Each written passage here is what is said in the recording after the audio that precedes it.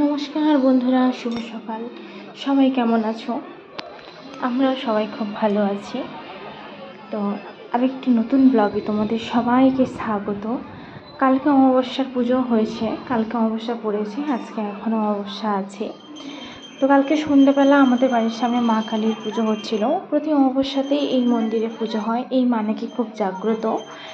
তো সেই জন্য আমরা সবাই মিলে এসেছি, সেইটাই তোমাদের সাথে শেয়ার করব বলে রেখে দিয়েছিলাম। এই মায়ের পুজো হোম সব কিছুর পরে এখানে অন্নভোগ বিতরণ করা হয়। যদিও পার্সেলের কোনো নেই, পারমিশন নেই। তো এই যে দেখছো লম্বা লাইনটা, এটা হচ্ছে অন্নভোগের জন্য। এখানে আমরাও দাঁড়িয়েছি। তো তোমরাও সবাই আসবে, এই মন্দিরে প্রতি অমাবস্যাতে পুজো হয়।